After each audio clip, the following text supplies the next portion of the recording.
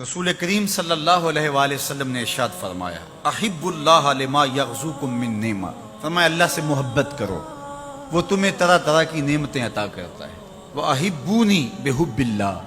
اور میرے سے پیار کرو، میں تمہارے رب کا محبوب ہوں۔ وَأَحِبُّوا أَهْلَ بَيْتِي لِحُبِّي، اور میرے اہل بیت سے میری وجہ سے پیار کرو۔ سیدہ فاطمہ الزہرا سلام اللہ علیہا کے حوالے سے ذکر کرتے ہوئے ارشاد فرمایا فاطمہ تو بدعۃ منی فمن اغضبها اغضبنی، فاطمہ میرے جگر کا ٹکڑا ہے، جس نے فاطمہ کو غضبناک کیا اس نے مجھے غضبناک کیا۔ تکلیف نہ دینا، اذیت نہ پہنچانا، تمہارا طرز زندگی، تمہارا لہجہ، تمہاری گفتگو، تمہارا انداز حیات ان کے لیے اذیت کا سامان نہ بنے، وہ میرے لیے اذیت کا سامان بنے گا۔ یہ ہیں سیدہ طیبہ طاہرہ سیدہ فاطمہ تو زہرا۔ اقبال کہتا ہے رشتہ آئین حق زنجیر پاس فرمان جناب مصطفیٰ، ورنہ گردے تربتش گردید میں سجدہ برخا کے اوپاشید میں۔ فاطمہ جو کام تو نے کر دکھایا ہے، اگر شریعت کی زنجیریں میرے پاؤں میں نہ ہوتی اور تیرے بابا کا حکم کہ اللہ کے علاوہ کسی اور کو سجدہ جائز نہیں، یہ مجھے ملحوظ نہ ہوتا تو میں کعبے کا طواف کرنے کی بجائے تیری قبر کا طواف کرتا، اور کعبے کی طرف سجدہ کرنے کی بجائے تیری قبر کی طرف رخ کر کے سجدہ کرتا، اس لیے کہ جو کام تو نے کر دکھایا ہے وہ تو نے ہی کر دکھایا ہے۔ نبی کے گھر کی ہے عظمت، نبی سے سنتے ہیں، علی کے گھر کی ہے عزت، علی سے سنتے ہیں، وہ جس نے معزز کیا گھرانے کو، حسین پال کے جس نے دیا زمانے کو۔ تو جس بھی زاویہ نظر سے دیکھو تو وہ انوکھی اور نرالی شان کی مالکہ ہیں۔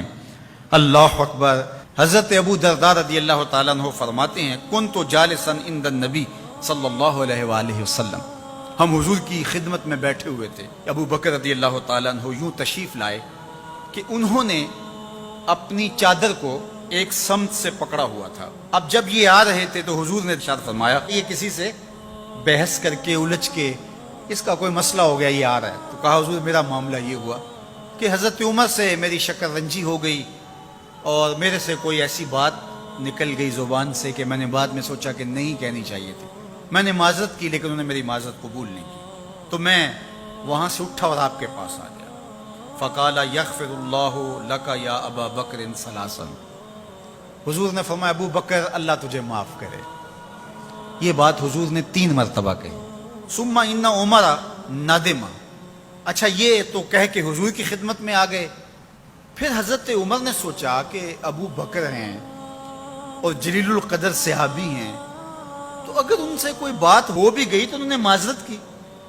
تو میں معذرت قبول نہیں کی، تو انہیں بھی احساس ہوا۔ اب حضرت عمر ان کے گھر گئے، حضرت ابو بکر رضی اللہ تعالیٰ عنہ کے پوچھا کہاں ہے، کہا وہ تو یہاں نہیں ہے، سمجھے کہ وہیں ہوں گے، تو وہ بھی پیچھے آ گئے۔ فسلم، اور انہوں نے بھی آ کے سلام پیش کیا، حضور کے چہرے پہ جلال تھا۔ حضرت ابو بکر رضی اللہ تعالیٰ عنہ پریشان ہو گئے کہ حضرت عمر رضی اللہ تعالیٰ عنہ پہ کوئی عذاب نازل نہ ہو جائے، تو ان کے دل میں نرمی پیدا ہوئی، انہوں نے خود اپنی پنڈلیاں بچھا کے گھٹنوں کے بل کھڑے ہو کر کے ہاتھ جوڑ کے بندہ نواز کی بارگاہ میں عرض کیا حضور میں نے ہی ان سے کچھ کہا تھا، تو 2 مرتبہ حضور کی خدمت میں انہوں نے عرض کی۔ حضور صحابہ سے مخاطب ہوئے، ان میں حضرت عمر بھی تھے، فرمایا میرے اللہ نے مجھے حق کے ساتھ مبعوث کیا، جب میں نے دین کا پیغام تمہیں دیا تو کوئی دلیل مانگنے لگا، کوئی انکار کرنے لگا، لیکن یہ ابو بکر تھے، جب میں نے ان کو کہا کہ میں اللہ کا رسول ہوں تو انہوں نے کہا جانو دل سے مانتا ہوں، انہوں نے کوئی دلیل بھی نہیں مانگی، فوراً تسلیم کر لیا۔ پھر حضور نے فرمایا اس سے اگر کچھ ہو بھی جائے، کوئی سخت جملہ نکل بھی جائے تو تم میری وجہ سے اسے چھوڑ نہیں سکتے،